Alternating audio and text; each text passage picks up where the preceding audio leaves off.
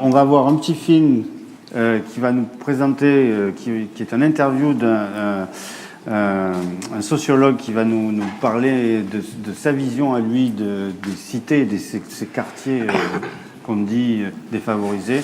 Et puis nous allons ensuite avoir la deuxième partie de notre débat avec d'autres intervenants.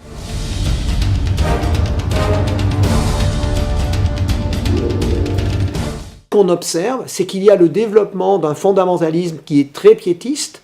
Donc on peut ne pas être d'accord avec les valeurs, avec le rapport aux femmes, avec toute une série de choses, mais en tout cas, ils sont virulemment anti-djihadistes. Donc il faudrait distinguer les deux problèmes pour être efficace, tout simplement. Donc pas de radicalisation à mon sens, mais quelque chose de bien pire, c'est-à-dire un extrémisme qui ne passe pas par la radicalisation, mais qui va exprimer son désir de vengeance en sautant directement dans le djihadisme. Donc le vrai travail qu'il faudrait faire, c'est essayer de comprendre quelles sont les conditions d'émergence de ce désir. C'est pas la peine de passer par l'endoctrinement religieux, théologique ou autre. Il suffit qu'il y ait un individu, il se trouve que c'est un islamiste, mais ça pourrait être autre chose, qui lui dit, en fait, si tu as été écrasé, c'est parce que tu es un héros, c'était des épreuves. Et comme ce jeune n'a pas eu un processus d'individuation, il n'a pas réussi à se singulariser comme il le voudrait, comme beaucoup d'adolescents cherchent à l'être, qu'il n'a pas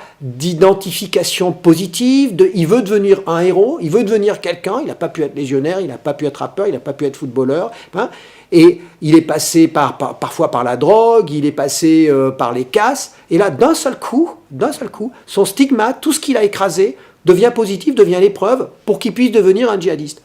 Mais donc, ce qu'il faut comprendre dans cette histoire, dans cette mise en scène, qui peut, induire des passages à l'acte, c'est ce type d'individu. C'est que c'est pas l'islam en propre qui est en jeu. À la limite, ça serait plus facile et ça serait repérable. C'est pour ça qu'on n'est pas arrivé à les repérer.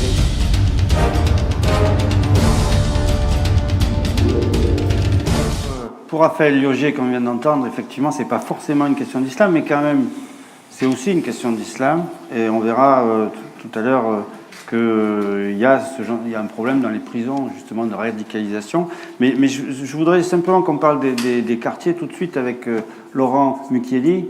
Donc vous êtes sociologue, directeur de recherche au CNRS. Vous avez créé l'Observatoire régional de la délinquance. Est-ce que cette ségrégation, cette stigmatisation de certains lieux, de certains quartiers est réelle? Est-ce qu'elle s'appuie sur des choses objectives que vous avez pu, en tant que scientifique, examiner et observer? Ah, mais c'est plus que certain. Ce qui est étonnant, c'est qu'on ait l'impression de le découvrir aujourd'hui. C'est ça qui est étonnant. Mais c'est plus que certain. Ça fait, je dirais que ça fait un quart de siècle à peu près que des dizaines et des dizaines de collègues à moi et moi-même par la suite attirons l'attention, interpellons. Je me souviens, sans remonter donc sur 20 ou 30 ans, mais ne serait-ce qu'il y a 10 ans, par exemple, je me souviens avec une équipe de recherche, nous avons fait un livre sur les émeutes de 2005. La plupart des constats qu'on pose aujourd'hui, on les posait déjà à l'époque, et la situation ne s'est pas fondamentalement ou même ne s'est pas significativement changée depuis. Donc bien sûr que ce sont des réalités, et elles sont connues. Donc les gens qui sont dans ces quartiers ont toutes les raisons de penser qu'ils sont exclus d'une communauté nationale. Mais c'est bien le problème. C'est bien le problème lorsqu'on a des situations. Alors on peut appeler ça processus de. Moi j'appelle ça processus de ghettoisation, processus de. Hein.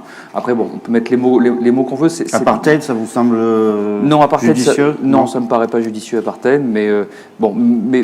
Peu importe à la limite. Ce qui compte, c'est les idées de fond, c'est les réalités de fond qu'il y a derrière. Ce qui est certain, c'est qu'il y a une partie de nos concitoyens qui a l'impression de vivre dans une sous-société, d'être considérés comme des citoyens de seconde zone, d'être discriminés de plein de façons, et qu'ils n'ont pas cette impression-là depuis hier matin. Ils l'ont, je répète, depuis plusieurs dizaines d'années. Ce qui veut dire aussi qu'il y a des parents qui ont transmis ça à leurs enfants. Il y a des grands frères qui l'ont transmis à leurs petits frères, etc. C'est une longue histoire. C'est pour ça que la pente sera dure à remonter. Mais la meilleure façon de la remonter, c'est de commencer par au moins comprendre la profondeur de ce problème. Et essayer de se donner les moyens de remonter un peu ça. Mais alors, ça coince à quel niveau pour vous ? Ah, ben ça coince à beaucoup de niveaux. Pour aller très très vite, je dirais, première chose, la première société dans la vie d'un individu, c'est la société des enfants, c'est l'école. On en a parlé un petit peu déjà dans le débat tout à l'heure. Ouais. Mais je pense que la plupart d'entre nous ne mesurent pas quelle est la profondeur du problème, quelle est l'ampleur des dégâts. Je donnerai un seul indicatif de ça. Le premier examen national qui nous permet de repérer les choses, c'est le brevet des collèges. D'accord. Lorsque j'avais travaillé en 2005 avec toute une équipe là, sur les émeutes, on avait pu voir par exemple une ville, on avait à l'époque plusieurs terrains, dont un qui était dans la banlieue nord parisienne. Dans cette ville d'environ 20 000 habitants, il y avait 3 collèges, dont 2 qui étaient situés à seulement 500 mètres l'un de l'autre. Un qui était un collège qui n'avait quasiment que des écoles de milieux les plus favorisés, et un collège qui était au cœur de l'Asus. D'accord. Dans un collège, on avait un taux de réussite au brevet qui devait être autour de 90% en moyenne, chaque année. Et dans le collège qui était au cœur de l'Asus, on était autour de 45%, moitié moins. Ce qui veut dire, je traduis, la majorité des élèves dans ce collège n'a pas le brevet. La majorité est en échec. Si on comprend pas ça, c'est pas un résidu, c'est pas un petit problème sur lequel on va déployer un nouveau dispositif pour essayer de rattraper. Non, la majorité des enfants, des préadolescents et des adolescents, là, entre 10 et 14 ans, est déjà en échec. Et la plupart de ces échecs remontent à l'apprentissage des fondamentaux, la lecture, le calcul, l'écriture, ce qui se met en place à la fin de la maternelle.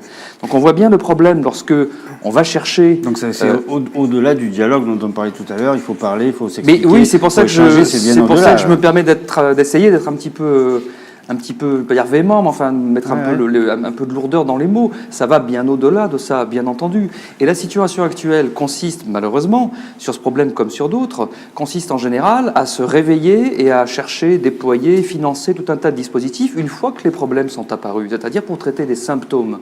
On est face au décrochage scolaire, on va déployer toute une batterie, et c'est le cas depuis une vingtaine d'années, et on va tenter, et la deuxième, et la troisième, et le quatrième chance, et le deuxième éducateur, et le troisième éducateur, etc., etc. Le problème est en amont. Le problème, je répète, en l'occurrence, pour beaucoup d'élèves, il commence avec l'apprentissage des fondamentaux, il commence à la maternelle. Donc, c'est dire le petit changement de logiciel qu'il faudrait faire, mettre le paquet, non pas une fois que les problèmes sont apparus, pour tenter de courir après et de les rattraper, ce qui échoue souvent, hein. Ça marche pour une partie, ça marche pas pour d'autres, on dépense énormément d'énergie et d'argent, etc. Il faudrait anticiper les choses. Et même en admettant qu'on intervienne dans la maternelle aujourd'hui, il faudrait encore attendre 10 ans ou 15 ans que la génération arrive à... Oui, mais ça, c'est pas grave. Au moins, on travaillerait pour l'avenir. Or, on rencontre ici un autre problème, donc un problème de diagnostic, arriver après la bataille, traiter les symptômes et pas les causes. Et malheureusement, ce problème, et le président Bozet l'a dit tout à l'heure, est renforcé aussi par, je dirais, l'ambiance du débat public qui est tout le temps dans l'immédiateté, dans l'urgence, où il faut faire quelque chose tout de suite, etc. Cette pensée de l'urgence et de l'immédiateté nous tue. Elle nous tue. Il faut absolument retrouver une capacité d'anticipation, de travailler sur plusieurs années, de planifier, d'organiser un peu les choses, de penser. Bon, donc l'école, le premier bien sûr, problème, c'est la société des enfants. Il y a un autre problème aussi dont vous me parliez. Il y a la question du chômage. Je dirais, elle est absolument majeure et il faut, même si c'est enfoncer des portes ouvertes, à force qu'elles soient ouvertes, on ne les voit plus, on a l'impression, les portes. Il faut répéter que le travail, ça donne 2 choses fondamentales à un individu. Un salaire, bien entendu, qui permet l'insertion, qui permet le logement, etc., fondamental. Mais par ailleurs, ça donne aussi une identité sociale, le travail. Ça donne donc le sentiment de partager la société, d'appartenir au même monde que les autres. Quand vous allez boire, vous êtes invité à boire l'apéro chez des amis. Là, vous arrivez le soir, puis il y a d'autres amis de vos amis que vous ne connaissez pas. Vous engagez la conversation en général. Et toi, qu'est-ce que tu fais dans la vie? Et on vous répond avec votre travail, son identité. On va vous répondre, moi je suis chômeur, puis de père en fils d'ailleurs depuis 20 ans. Enfin, oui, voilà. Ça donne donc à la fois un revenu et une insertion par le revenu socio-économique, ça donne aussi une identité. Une position donc sociale. Une société qui entretient des quartiers dans lesquels il y a aux 2 extrêmes de la pyramide des âges, c'est-à-dire chez les hommes 50, 60 ans, etc., et puis chez les jeunes 18, 25 ans, dans lequel on trouve, selon les quartiers, de la moitié aux 2 tiers des jeunes qui sont concernés plus ou moins par cette situation, ou qui font des allers-retours entre petits boulots, chômage, ou certains petites délinquances, chômage, ou intérim, machin, bidule. Ce sont des phénomènes qui sont majeurs là où ils sont concentrés. Et ça produit massivement de l'exclusion sociale, mentale, etc. Bon. Donc voilà 2 phénomènes fondamentaux. Pour en citer qu'un troisième, il a été un petit peu abordé, c'est que par ailleurs, ces quartiers aussi abritent ce qu'on appelle en France la population issue de l'immigration. En se demandant d'ailleurs combien il faudra de générations pour Oui. qu'on parle juste des Français et pas issus de ceci ou issus de cela. Bon. On est tous Et issus de ces de quelque habitants part. ressentent massivement de la discrimination, réelle ou fantasmée, hein, mais leur sentiment, lui, il est bien réel, ils ressentent massivement de la discrimination, et ils ont l'impression qu'à chaque fois qu'ils tentent d'affirmer quelque chose, ça se retourne contre eux, au fond. Et en l'occurrence, la dernière affirmation collective qu'ils ont eue, c'est celle qui a été évoquée à l'instant, c'est celle à travers la religion, et les multiples formes qu'il y a d'adhérer à la religion. Or, la société française est une société qui, aujourd'hui, les rediscrimine pour ça aussi, parce qu'on est musulman, parce qu'une femme a un foulard, parce que machin, etc. On est dans un véritable cercle vicieux sur cette question-là. Un cercle vicieux, je t'aime, moi non plus, tu ne veux pas de moi, comme c'est le sketch de Coluche. Hein. La société ne veut pas de nous, qu'on se rassure, on ne veut pas d'elle. On ne comprend pas que le racisme engendre le contre-racisme, l'exclusion engendre la contre-exclusion, et qu'on est pris là aussi dans un cercle vicieux. Il faudrait casser ce cercle vicieux, arrêter de penser contre, en réaction, de peur que, et travailler tous ensemble vers l'avenir. On revient avec vous tout à l'heure. Grégory Lomonaco, vous avez travaillé, vous êtes psychologue, vous êtes psychologue social. Vous avez travaillé à l'époque du premier procès Charlie Hebdo pour les caricatures. Vous avez fait des enquêtes justement sur la réaction des gens par rapport à ça. Expliquez-nous comment les choses ont évolué justement avant et après le procès. Oui. Alors, effectivement, on a entamé un travail donc, à partir donc, de 2008 donc, sur le procès Charlie Hebdo. Donc, on a interrogé, en fait, on a essayé d'interroger les gens donc, avant la décision de justice et on les a interrogés après à propos en fait, de la communauté musulmane en termes d'études de représentation sociale. Il faut savoir qu'au laboratoire dans lequel je suis, qui est le laboratoire de psychologie sociale, on travaille de manière assez importante sur la question des représentations sociales. Mais je vais y revenir après à ce niveau-là. Ce qui a été très troublant comme résultat, c'est qu'avant le procès, je vais aller vite, je ne vais pas donner les détails, mais on avait une expression qui était bien moins importante en fait, de préjugés qu'après le procès. Il faut savoir que Charlie a été relaxé en fait au nom de la liberté d'expression. Évidemment, nous, on est tout à fait favorable à la liberté d'expression. Mais par contre, il y a quelque chose qui nous a quand même un peu interpellés, c'est qu'il y a eu comme en fait une certaine forme de légitimation d'un discours contre-normatif à l'égard de la communauté musulmane, qui s'est exprimé par ailleurs donc de manière assez, en tout cas beaucoup plus importante après le procès qu'avant. C'est un effet pervers de la relaxe de Charlie Hebdo. On va dire un effet pervers, mais ce qu'il y a, c'est qu'il y a eu une sorte en fait, de libération de l'expression de préjugés. Quoi. Ça, par contre, c'est assez incontestable. En tout cas, les chiffres le montrent et ils sont clairs. Mais au-delà de ça, je pense que ça permet aussi de questionner les représentations que l'on peut avoir donc, d'une population donnée. Et à ce sujet, en fait, j'aimerais revenir sur les propos qui ont été tenus par Mohamed El Moussaoui tout à l'heure, qui m'ont beaucoup interpellé, beaucoup intéressé, et avec lesquels je suis particulièrement d'accord. C'est-à-dire qu'il nous dit qu'au départ, en fait, le problème, ce sont les idées reçues. Je suis d'accord, c'est vrai. On fait exactement la même analyse, c'est-à-dire que ce n'est pas la réalité objective qui est importante, c'est celle qu'on se représente, celle qu'on imagine. Il y a quand même une réalité objective, on vient de le voir. Il y a une réalité objective, mais il faut savoir que les catégories sociales, elles sont construites socialement aussi. Je veux dire, il ne faut quand même pas non plus croire qu'il y a un fondement d'objectivité à chaque fois qui est, on va dire, complètement indiscutable. Non, parce que, comme l'a très bien dit donc, Laurent Micheli, la question de l'identité, par exemple, de l'identité sociale, c'est très intéressant parce que quand il nous dit oui, alors effectivement, on va rentrer un soir, il y a des gens qui sont là, et toi, qu'est-ce que tu fais dans la vie? Mais vous savez, il est encore plus simple que ça. Si on demande à une personne de répondre 10 fois à la question qui suis-je, les premières définitions qu'ils donnent d'eux-mêmes, c'est leur appartenance à des catégories sociales.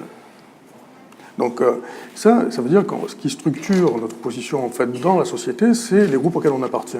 Bon, quand on va dans ces quartiers, on se rend vite compte en fait qu'à un moment donné, il y a un véritable problème d'identification, on va dire, ce que pourrait être le français. Mais en même temps, le prototype du français, c'est pas quelqu'un en fait qui est mat de peau. Donc comment se reconnaître en fait dans un prototype en fait qui ne me ressemble pas? Donc comment je peux m'identifier à cela? Après, on a donc les propos de ce sociologue que l'on vient d'entendre, qui nous dit oui, ben, il y a un véritable en fait, problème d'identification. On l'entend, il le dit. Effectivement, enfin, le départ en fait, dans la radicalisation, c'est aussi la quête de sens, c'est-à-dire donner un sens à sa vie. Donner un sens à sa vie, c'est trouver aussi un groupe, il le dit très bien d'ailleurs, un groupe en fait, qui pourrait être évalué positivement. Donc ça, c'est le premier point. La question, de la manière dont on va se représenter notre groupe d'appartenance, comment on se représente l'autre groupe, et finalement, quels sont les regards que l'on peut aussi avoir, des regards croisés, c'est-à-dire les uns avec les autres. Comment est-ce que les autres, en fait, imaginent que je pense, comment ils s'imaginent, en fait, que moi je les perçois? De quelle manière je les perçois? Est-ce qu'on est toujours sûr de savoir comment les autres, en fait, imaginent que la manière dont on pense? Non. Il y a un véritable travail à ce niveau-là, ce qui me permet de rebondir sur une autre idée très intéressante de Mohamed El-Moussaoui, qui renvoie, je pense, à 60 ans en arrière en psychologie sociale, qui est l'hypothèse du contact de Floyd Allport, qui nous dit très bien que générer un contact positif, en fait, entre deux communautés, eh bien, ça permet, en fait, de considérablement diminuer la tension et les préjugés, en fait, qui existent entre ces deux, qui pourraient intervenir d'une communauté sur l'autre. Il y a d'autres modèles de l'identité sociale qui nous montrent que créer une identité commune permet en fait de désidentifier le groupe de départ pour avoir au final, en fait, si vous voulez, une véritable quête d'une relation positive. Donc il y a un vrai travail à engager, à mon avis, de ce point de vue-là sur le terrain. Je vois, et je suis vraiment très content de voir que les choses se passent comme ça, mais il me semble qu'il y a le vrai problème au fond, c'est qu'il y a des gens qui pensent, il y a des gens qui agissent. Il faudrait peut-être qu'à un moment donné, on arrive aussi à se donner les moyens de relier ces deux sphères-là, c'est-à-dire ceux qui pensent, ceux qui agissent, mais sans considérer une seule fois que les gens qui agissent ne sont pas des gens qui sont des gens qui ne pensent pas. Hein, et ça, c'est aussi très très important. D'accord, ben on va y aller sur le terrain avec Mouloud Mansouri. Grégory Lomonaco, à l'instant, disait de donner un sens à sa vie. Les gens ne savent pas forcément donner un sens à leur vie. Vous êtes confronté dans la pratique, vous travaillez dans les prisons, vous avez monté une association qui s'appelle Fujo, qui organise des événements culturels, des concerts dans les prisons. Et vous êtes au contact justement de cette problématique de donner un sens à sa vie. Ouais, mais je vais rebondir sur deux choses, moi, que j'ai entendues.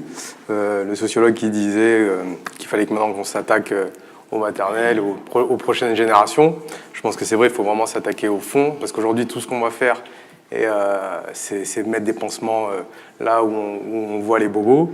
On voit qu'il y a des sociologues, des psychologues sociaux qui ont déjà réfléchi et qui ont dû faire des thèses et des dossiers comme ça que les institutions ont. Mais qu'est-ce qu'ont fait les institutions de toutes ces enquêtes et de tout ce qu'on sait en réalité? Je pense que le travail de fond n'a jamais été réellement fait. On a les associations qui sont là sur le terrain pour faire ce travail, mais je pense que c'est pas qu'aux associations et qu'aux jeunes, etc., de faire ce travail. C'est que vous pensez à qui alors, quand vous dites ça? Les institutions, c'est les pouvoirs publics. Ouais. Mettre vraiment les moyens de s'attaquer aux vrais problèmes qui sont identifiés. On sait très bien qu'ils sont identifiés.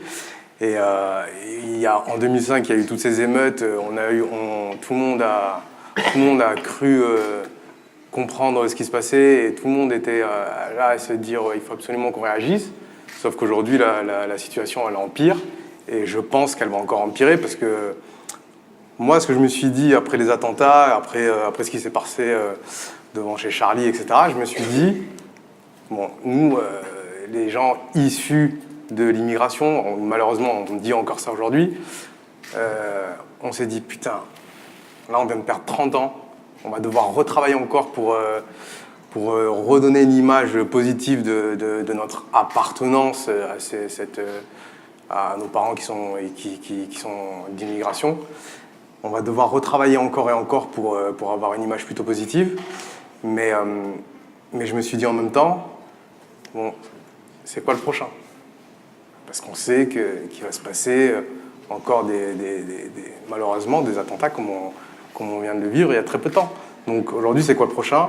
Et vous, les institutions, l'État, qu'est-ce que vous avez vraiment envie de faire? Est-ce que vous voulez qu'on laisse les ghettos comme ils sont aujourd'hui? Parce que c'est des ghettos. Il y a des ghettos de pauvres, il y a des ghettos de riches. Et on ira de plus en plus vers les ghettos de riches. Il y a d'autres ghettos dans les prisons que moi j'ai vécu et que je continue à voir parce que je continue d'aller dans les prisons.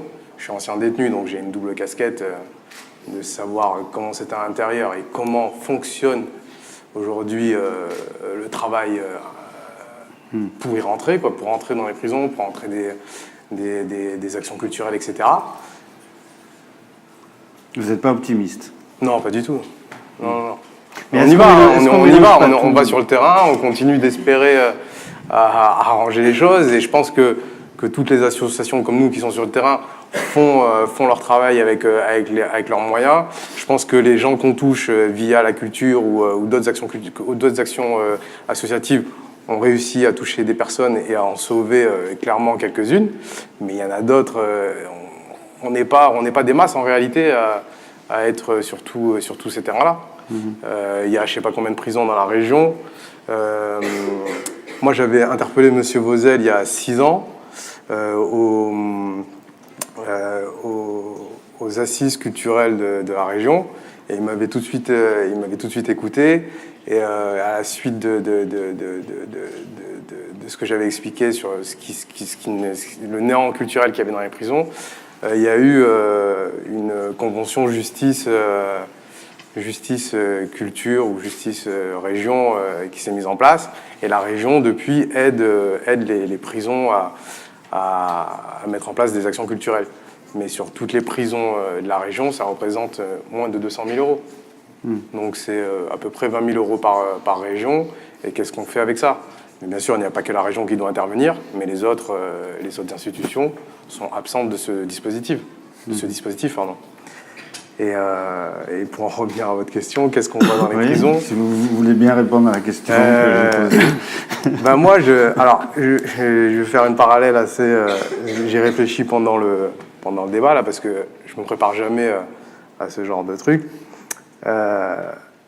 Quand j'étais détenu, j'avais monté avec un groupe de potes un groupe de musique. On n'avait pas le moyen, il n'y avait pas d'intervenants extérieurs qui venaient faire des groupes de musique ou je ne sais quoi. Et donc nous, on était intéressés par la musique, on a monté nos petits ateliers, nos petits concerts, etc. parce qu'on était motivés à le faire.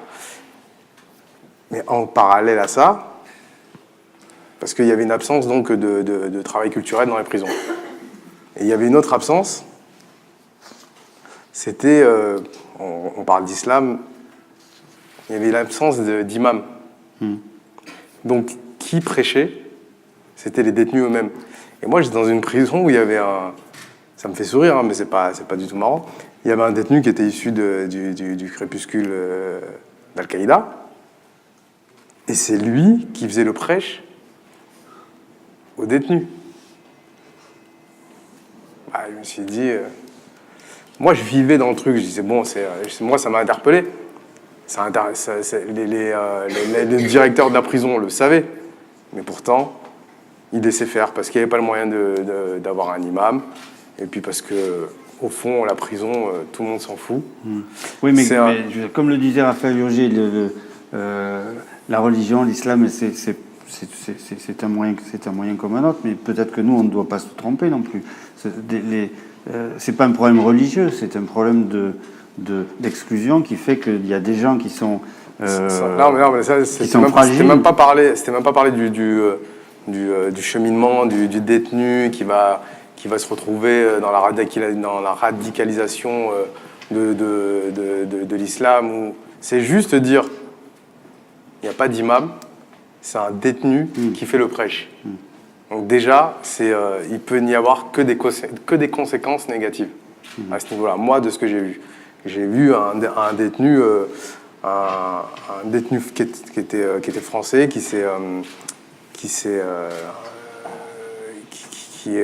converti à l'islam, qui était un mec super cool. J'ai passé 3 ans dans cette prison. Au début, on parlait de musique, etc., etc. Et quand je suis sorti, j'ai vu ce mec complètement radicalisé, qui avait une haine contre les institutions. Et il n'y a pas longtemps, je pensais à lui, que je me suis dit, putain, un jour, ça se trouve, je vais le voir à la télé, quoi. Corinne Dossetto, vous travaillez dans l'économie, mission locale. Mission locale. Et votre job, c'est justement de donner du travail, comme le disait Laurent Micheli tout à l'heure, d'essayer de trouver du travail à ceux qui n'en ont pas. Alors, nos missions sont d'accueillir, d'accompagner les jeunes gens de 16 à 25 ans qui sont sortis du système scolaire vers la formation, vers l'emploi, et avec aussi un rôle de développement de tout ce qui est les questions de vie quotidienne, citoyenneté. Et on a donc, partant de tout ce qui a été dit tout à l'heure, en termes de postulats et de connaissances qu'on ne met plus en doute aujourd'hui, qu'il était de notre rôle d'organiser, de créer les conditions pour que les jeunes gens dont on parle aujourd'hui, qui sont relégués dans des quartiers où ils subissent des discriminations consécutives, qui entravent leur parcours d'accès à la formation, à l'emploi, aux loisirs, à la culture, pouvaient être pris en compte dans notre institution, en charge de leur accompagnement dans une approche globale, avec une double ambition. La première étant de les aider à objectiver ces situations-là, pour essayer de mettre du sens, de susciter l'envie, le pouvoir d'agir individuel, le pouvoir d'agir dans une dimension un peu plus collective, à l'échelle d'un territoire, à l'échelle d'un groupe d'amis, à l'échelle d'une structure. Une deuxième ambition qu'on peut difficilement détacher de la première est de créer des espaces d'écoute, de parole, d'expression pour la mise en récit de ce que ces jeunes gens vivent dans leur quartier, dans leur situation d'entretien de recrutement, quand ils sont sortis de l'école, etc. etc. Partant du principe que, on fait nous aussi l'hypothèse que quand on est dans une situation professionnelle stable, on acquiert de la reconnaissance et que cette reconnaissance-là permet de mieux vivre ensemble. Quels sont les résultats de ce genre d'action? Parce que si on est dans des situations de 40, 50, 60% de chômage dans certains quartiers, est-ce que ce que vous faites, vous, peut avoir un résultat tangible? C'est difficile de mesurer un résultat tangible quand on parle de ce type de difficultés, de problèmes sociaux au sens large. Pour autant, on sait que les discriminations entravent, complexifient, compliquent les trajectoires de ces jeunes gens-là. Et si vous voulez, le résultat, c'est aussi le moyen, c'est aussi notre objectif, c'est-à-dire créer des espaces où on puisse, entre pairs et avec des professionnels, débattre de ces questions-là, pour les mettre au travail en tant qu'objet de travail à part entière, en tant qu'objet de la vie quotidienne pour les jeunes et pour l'institution en charge de les accueillir, de les accompagner. Mais est-ce qu'il n'y a pas urgence? Est-ce que je peux me tourner vers le président du conseil régional pour lui demander si sur le plan économique, justement, avec ces taux de chômage qui sont absolument trop élevés, est-ce qu'il n'y a pas quelque chose qu'il faudrait faire en urgence pour essayer de trouver une solution? D'abord, il faut faire les choses en urgence, mais on les fait en urgence. On bombarde l'Irak.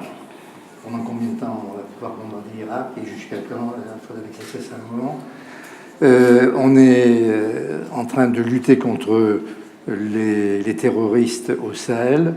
Combien de temps est-ce que ça va durer? Ou est-ce qu'il va falloir réinstaller la France comme puissance coloniale?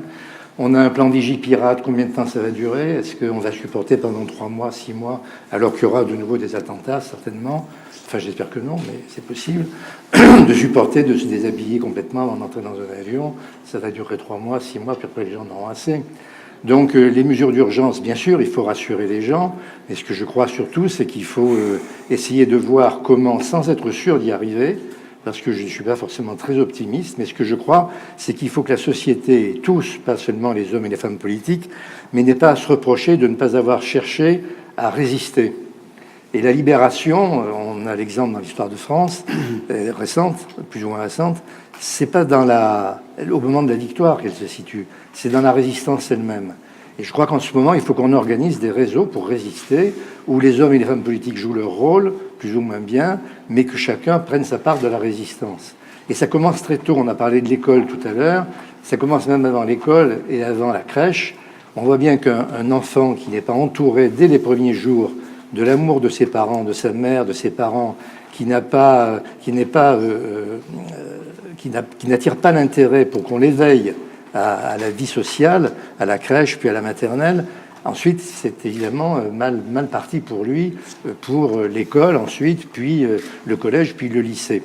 Ensuite, il y a une révolte qui est celle des gens qui se sentent comme le bébé qui ne se sent pas aimé déjà, ou qui n'est pas éveillé à une vie sociale, la révolte des gens qui se sentent méprisés. Je crois qu'au moment très fragile où on est adolescent, si on se sent rejeté, si on se sent méprisé, la première forme du mépris, c'est de ne pas avoir la parole et de ne pas être écouté.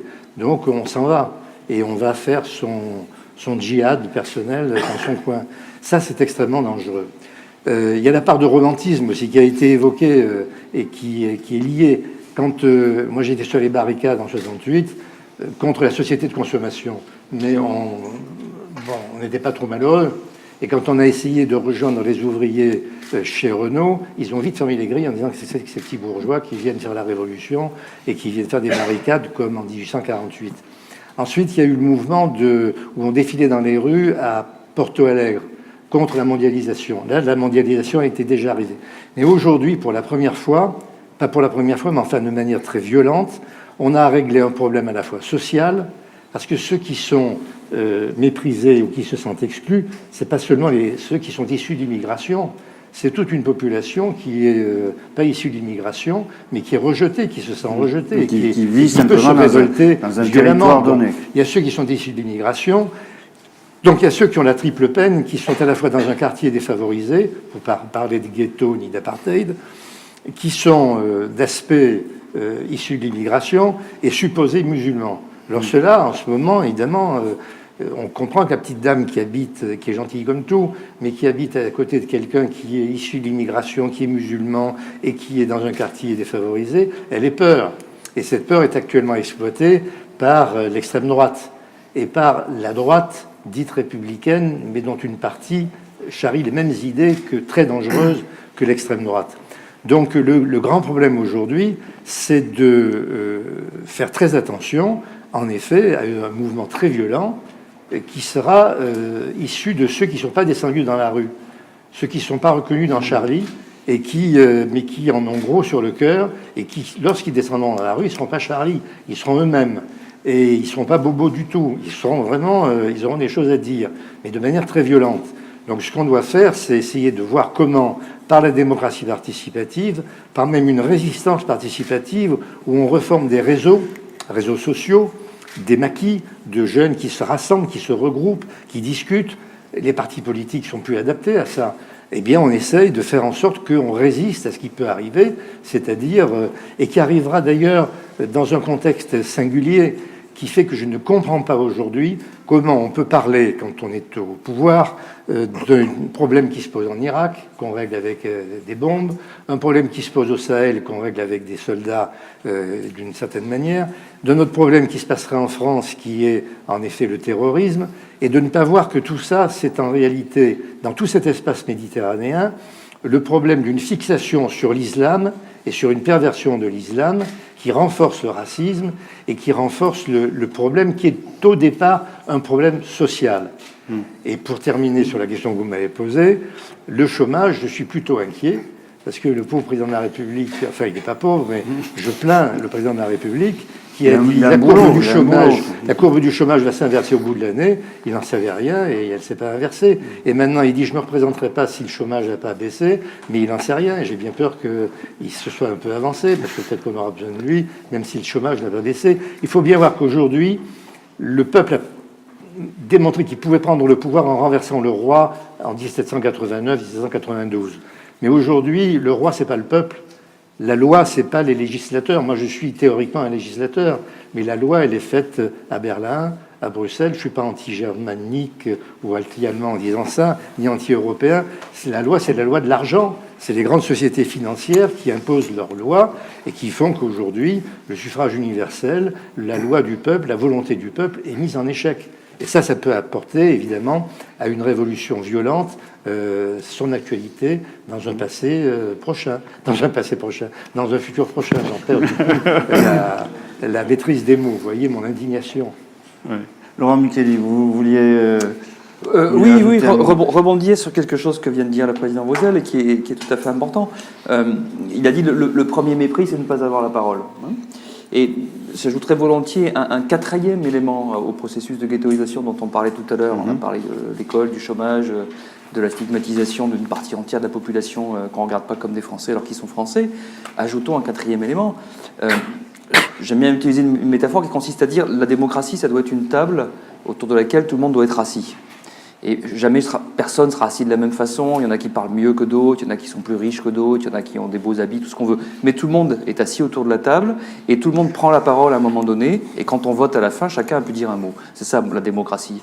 La situation actuelle en France en 2015, c'est que les quartiers populaires ne sont pas assis à la table de la démocratie. Et ça, c'est aussi une dimension fondamentale. On fait quoi pour ils les asseoir à la ne table sont représentés par personne, ils ne sont soutenus par personne. Ils sont seuls. Une petite partie des habitants s'expriment par le vote protestataire pour l'extrême droite, et une grande partie des habitants, en particulier ceux que, et je le déplore, on continue à appeler issus de l'immigration, ne votent pas pour le Front National, dont les arrière-boutiques, même s'ils les ont un peu recoulés, demeurent xénophobes et racistes, ça échappe à personne, donc ils ne votent pas du tout. Voilà. Alors ça, c'est une situation absolument dramatique, parce que si vous cumulez un tas de problèmes, et qu'en plus vous ne pouvez pas le dire, et que personne, au fond, vient vous aider à le dire et le dire avec vous, vous êtes en plus muselé. C'est la meilleure façon, encore une fois, de bien maintenir la cocotte et de préparer tous les pétages de plomb, pour dire les choses.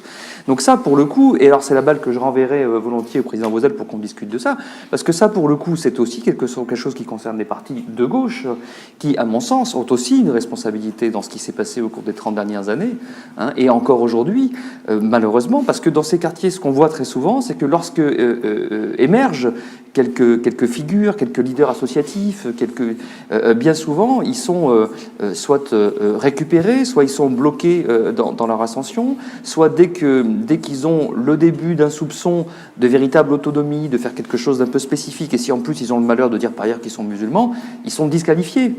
Regardez, je veux dire des choses très concrètes et rappeler des choses que moi je trouve extrêmement symboliques. Il y a eu, à l'occasion des dernières élections régionales, il y a eu une petite affaire, mais qui pour moi est très révélatrice, qui s'est passée à Avignon, d'une jeune femme qui était dans le NPA, donc l'extrême gauche, qui est censée être la première à vouloir défendre les opprimés, les oppressés, les camarades, tout ce qu'on veut. Voilà. Cette jeune femme avait un tort monstrueux, une tare absolue, terrible. Elle avait un foulard sur les cheveux. Du coup, on l'a disqualifiée, on lui a fait fermer sa bouche, on l'a exclue, juste pour ça, avant qu'elle ait pu ouvrir la bouche, avant de savoir ce qu'elle avait à dire. Un mois ou 2 mois plus tard, il y a eu dans le journal Le Monde une pleine page d'interview de cette jeune femme, qui pour le coup, qu'une journaliste était allée interviewer à Avignon, et qui parlait. Et on découvre les opinions qu'elle a, y compris des opinions féministes très affirmées. On lui avait donné la parole. Mais l'affaire était terminée, c'était fini, et on l'avait étouffée. C'est extrêmement symptomatique de ce que je veux dire, de ce que je veux dire ici. Aujourd'hui, il faut absolument, et chacun doit essayer de contribuer, à faire émerger aussi une force politique dans ces quartiers, à tous les niveaux. J'en viens parfois à penser que... Comment on fait écoutez, concrètement j'en viens parfois à penser qu'il faut l'imposer. Je prends un exemple pour ça. Je dis, mes propos vont peut-être choquer certains, mais à bout d'un moment, quand on n'arrive pas, il faut passer à des solutions un peu fortes. Finalement, pendant des années, on a dit qu'il faut la parité homme-femme, n'est-ce pas, en politique. Et puis, année après année, on s'apercevait que l'Assemblée nationale, le Sénat, ils étaient toujours aussi masculins. Bon, ça a changé le jour où la loi a dit, maintenant ça suffit, c'est 50-50. Un homme, une femme, un homme, une femme sur une liste. Je pense par moment qu'il faudrait arriver presque à une solution radicale de ce type-là, consistant à dire, regardez telle ville par exemple, la moitié de la ville, c'est le quartier, ce sont des quartiers classés en ZUS, machin bidule. Vous mettez la moitié des conseillers municipaux, ils doivent habiter à cet endroit-là. C'est assez radical, je ne dis pas que c'est la bonne solution, mais je dis que si on veut sortir un peu des problèmes dans lesquels on est et pas se taper la tête comme on le fait depuis 30 ans dessus, à un moment donné, il faut peut-être songer à une mesure un peu radicale dont on est sûr qu'elle, ça transformerait les choses. Parce que si dans toutes les villes dont on est en train de parler, il y avait au moins la moitié, et puis dans celles où les habitants des quartiers populaires sont démographiquement majoritaires, alors ils auraient aussi les élus majoritaires, donc ils auraient le maire, donc ils auraient le pouvoir. Partager le pouvoir. Et est-ce qu'on en a envie aujourd'hui de ça? Bien sûr. En fait, c'est ça les vraies questions, parce que Je pense que l'exemple femme-homme est très intéressant, mais il faut faire très attention. En effet, l'Assemblée nationale n'est nationale que de nom. Il y a des retraités, je ne parle pas de moi, il y a des retraités, il y a des fonctionnaires qui sont sûrs de retrouver leur travail s'ils perdent les élections. Et puis maintenant, il y a un peu plus de femmes qu'avant. Et on arrivera à avoir l'égalité homme-femme, comme à la région, par exemple, quand on aura des scrutins de liste avec une femme, un homme, une femme, un homme. Bon. Mais si on veut vraiment avoir une assemblée qui représente la nation, il faut faire des quotas de tout. Des quotas de personnes issues de l'immigration, de tel quartier. Et à ce moment-là, il faut demander à l'INSEE de désigner l'Assemblée nationale. Des quotas de chauves aussi. Voilà, des quotas de chauves, par exemple. À qui pensez-vous? Bon. Donc, ça me paraît très difficile, même si en effet, on se dit bien qu'on ne peut pas obliger quelqu'un à faire de la politique ou à prendre des responsabilités politiques s'il n'en a pas envie. Il y a des gens que ça emmerde et qu'ils n'ont pas envie. Bon, ils disent, écoutez, débrouillez-vous, mais ils demandent un résultat. Mais ils n'ont pas envie de prendre de responsabilités, et c'est ça qui est très important. Un deuxième point que je voulais souligner, c'est qu'on a la coexistence en ce moment d'une culture musulmane et d'une autre culture laïque. C'est très difficile parce qu'on ne peut pas injurier ceux qui relèvent de cette culture musulmane. Il y a 3 ans, à Avignon, dans notre région, on a exposé ce qui a été indiqué comme une œuvre d'art. C'était un crucifix avec le Christ en croix plongé dans de l'urine. Et on a dit c'est une œuvre d'art. Les catholiques n'ont pas bougé, à part l'évêque d'Avignon qui a dit bon, c'est pas très bon goût. Et là, c'est Dieu pour les catholiques, le Christ. Imaginez le prophète placé dans cette situation, ce qui se passerait. Donc il faut faire quand même très attention. On est un État laïque, il faut que tout le monde apprenne ce que c'est que la laïcité, mais aussi il faut apprendre à faire en sorte que tout le monde n'est pas Charlie et qu'il faut comprendre, ceux qui sont Charlie comprennent pourquoi d'autres ne sont pas Charlie. Et ceux qui ont un vrai respect de l'unité nationale, du respect de l'autre, ils doivent bien comprendre aussi qu'il y a des différences de culture et dans l'approche même des religions. Donc ça fait partie aussi des choses qui sont des enseignements qui sont à tirer du 11 janvier. Parce qu'il y a ceux qui n'étaient pas Charlie, il faut s'en occuper. Sinon, je vous l'ai dit tout à l'heure, ils descendront dans la rue, et puis, parce qu'ils se sentent méprisés, y compris à travers Charlie même. Est-ce qu'il y a des réactions dans l'assistance? Ici devant. Et puis après, je demanderai à Fatih quand même s'il n'a pas perdu sa langue en faisant des dessins pendant tous nos débats. On va trouver un micro. Bonjour. Moi, j'aimerais intervenir sur donner un sens à sa vie. Et moi, j'ai donné un sens à ma vie depuis que j'ai intégré l'association Coup d'éclat avec Mohamed El Moussaoui. Oui. Ça fait maintenant à peu près 2 ans. Au début, j'étais quelqu'un de très timide, très réservé. Et je faisais pratiquement rien. Je passais pendant 17 ans et demi sur Marseille, dans le 10e arrondissement, dans un foyer de rééducation. Après, je suis rentré à Avignon chez mes parents. Pendant 2 ans, 1 an et demi, je ne faisais rien. Après, j'ai intégré une remise à niveau. En parallèle, j'ai fait une autre formation, tout ce qui est lié au montage vidéo, etc., etc. Et après, quand je suis revenu de cette formation-là, je suis allé à une soirée à l'UDAF 84 qui se situe à Avignon même. Et là, c'est là que j'ai rencontré Mohamed. On a commencé à parler, etc. Et les jours est passé. Et après, je me suis inscrit à cette association. Ce qui m'a permis maintenant d'intégrer cette association, c'est de voir la vie autrement. Et d'apporter mon aide autrement qu'avec les mains, c'est-à-dire avec mon mental, ma bouche, etc. Il faut savoir se dire un truc. Il y a eu l'histoire de Charlie, c'est certes, ok, je suis d'accord.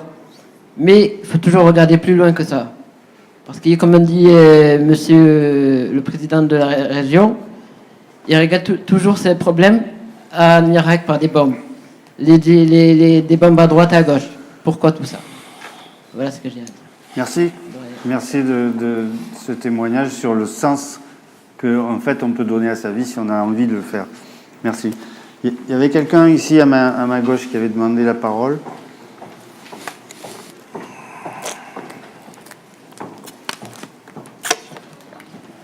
Je voulais juste réagir par rapport à la situation des ghettos. Donc. Je vis moi-même dans un ghetto, donc je suis tous les jours sur le terrain, entre guillemets. Je peux vous dire que du côté des politiciens notamment, ils commencent déjà à y réfléchir au problème, et pour moi c'est une forme de victoire. Il n'y a pas toujours des résultats, certes, mais le fait d'y réfléchir, c'est déjà très bien. Par contre, comme je le disais tout à l'heure, ça doit aussi venir de nous.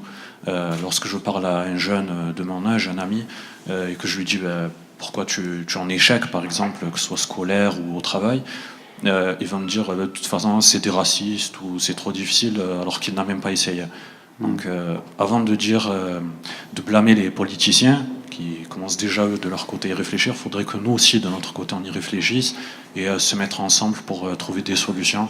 Je remercie d'ailleurs le président de la région, M. Vauzel, qui a mis en place le conseil régional des jeunes et qui est pour moi une issue de secours entre guillemets pour faire entendre ma voix.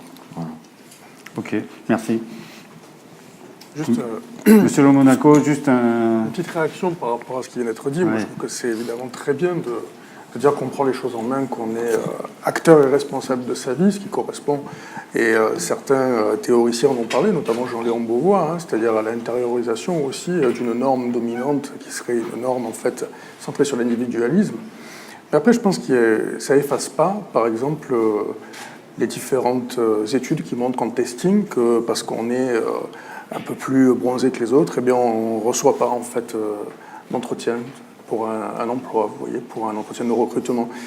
C'est bien, mais ça efface pas le reste. Je pense qu'effectivement, tous les discours que j'ai entendus cet après-midi qui étaient autour de la prise en main, on se donne les moyens, il faut faire l'effort, etc., qui dépassent largement la question de la capacité, puisque c'est quelque chose qu'on contrôle, ça. La capacité, on ne la contrôle pas. Et on ne doit pas oublier aussi que derrière, il faut aussi, en face, il faut que les gens aussi apprennent à ouvrir les bras. Et à accueillir aussi. Oui, il y a de vrais obstacles. Parce qu'il y a de vrais obstacles qui existent. Qui peuvent décourager.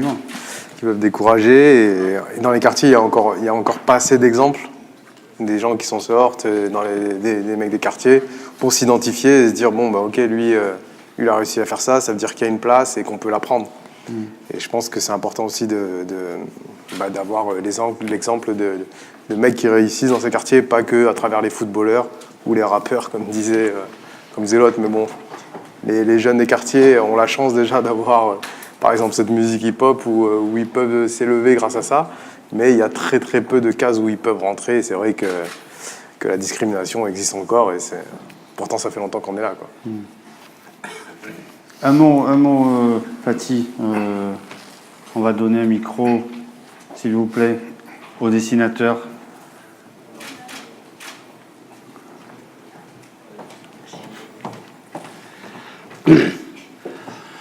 Ah, merci. Moi, je m'exprime à travers mon talent, donc je crois que les dessins sont plus expressifs que certains discours, que certains mots. Et je me présente, je suis dessinateur, caricaturiste, je travaille, collabore au journal Le Ravi.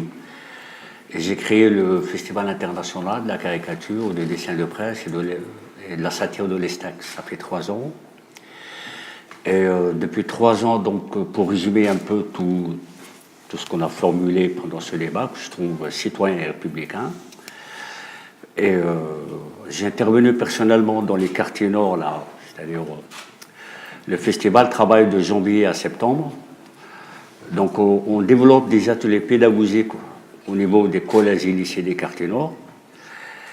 Et j'interviens pendant 1h30, j'ai eu des classes, c'était au collège Barnier où il y avait une mosaïque multiculturelle, multiethnique, qui est très positive en France, qu'il faudrait composer avec. Et quand je débarque dans la classe, je ramène 3-4 panneaux de caricature et je commence à formuler les paramètres de la caricature, les objectifs de dessin, l'analyse d'une lecture, le fonctionnement, le discours, tout ça autour de la pédagogie, comment lire une caricature. Malheureusement, donc, j'ai tiré la sonnette d'alarme auprès de Samia Ghali, la maire du Nord, et qu'il y avait réellement un gros problème, un gros souci au niveau de la pédagogie scolaire dans nos écoles. D'ailleurs, si on revient aux attentats de Charlie Hebdo, c'est un dessinateur qui ont payé de leur vie quand même.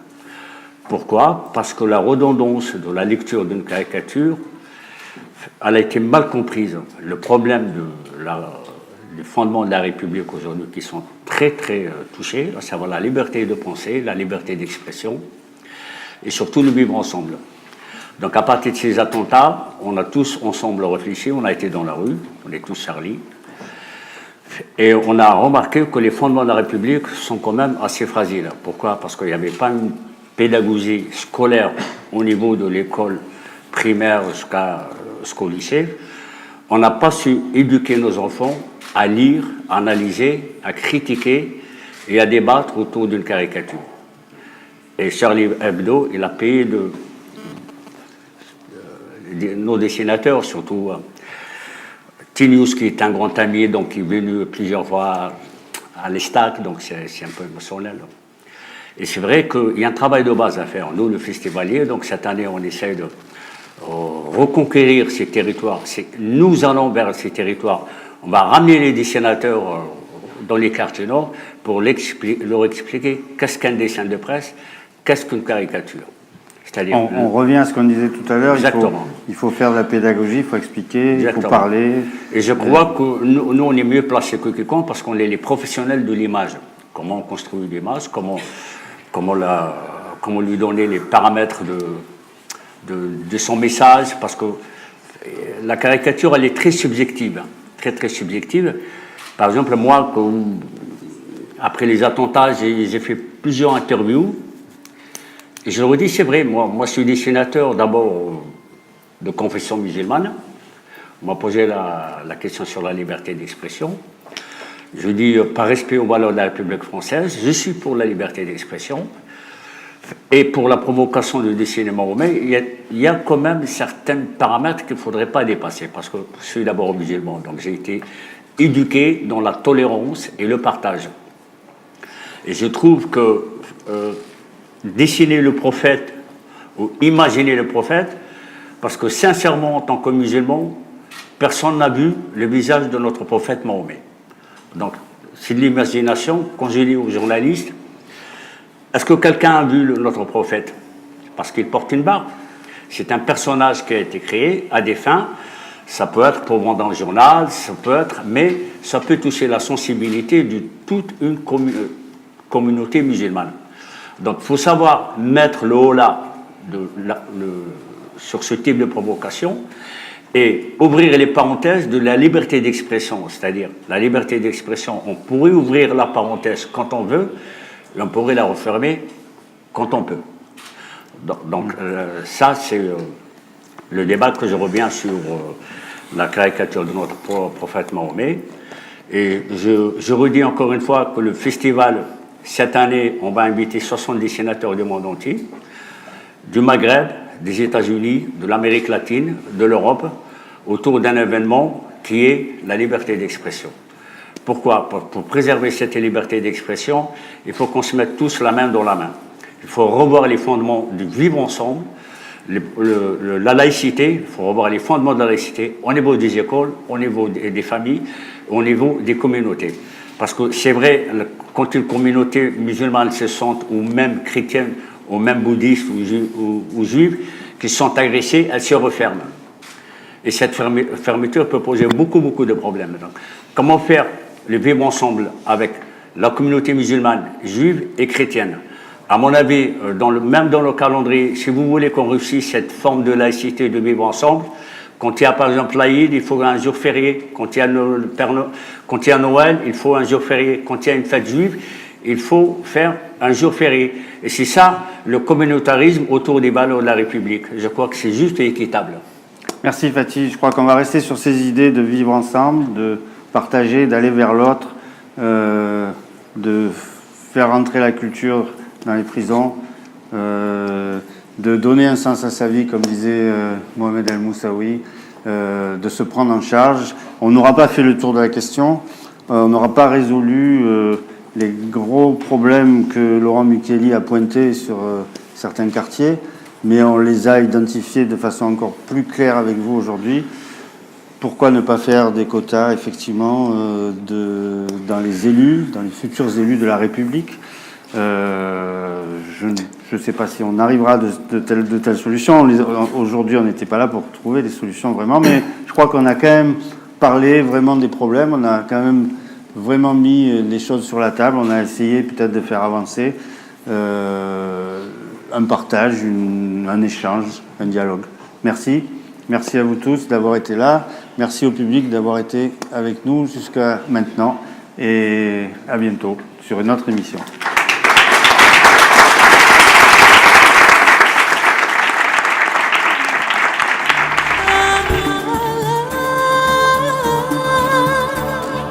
Il n'y a rien de plus réconfortant, calmant, relaxant que d'ouvrir ses yeux sur un paysage sublime et naturel. C'est bien le cas au Liban où tous les habitants du littoral se trouvent devant la mer sereine. La Méditerranée est un cadeau auquel très peu ont accès.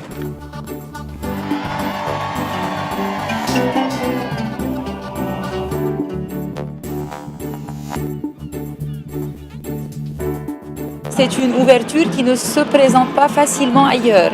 Et puis là, c'est l'occasion de s'exprimer, de voir les autres et d'apprendre à s'ouvrir, à accepter l'autre. Les attentes, c'est de faire connaissance avec d'autres pays et avec d'autres délégations pour pouvoir discuter de comment on peut s'entendre et rester ensemble dans le meilleur des mondes, on peut dire. J'ai parlé avec les Égyptiens, les Français, les Tunisiens, mais nous avons les mêmes pensées, les mêmes idées. Créer une politique commune, en quelque sorte, ça serait bénéfique pour tout le monde, en fait.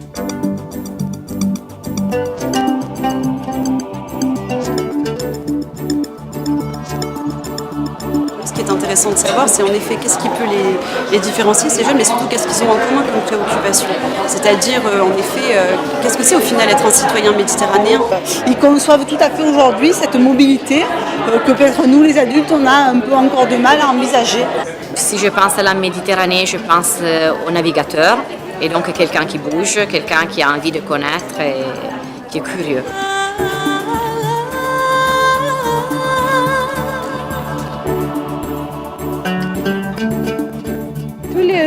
Les jeunes, elles sont des rêves qui veulent réaliser.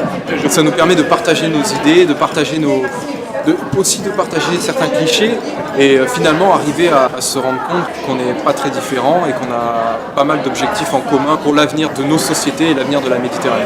On est tous très proches, on a tous cette culture méditerranéenne en commun. Et on ne pense pas qu'il y ait vraiment de grosses barrières qui nous séparent, à part par exemple celle de la langue sur quelques points, celle de la religion des fois, celle de la politique. Et au niveau, en tant que jeune, je pense qu'on est très similaires.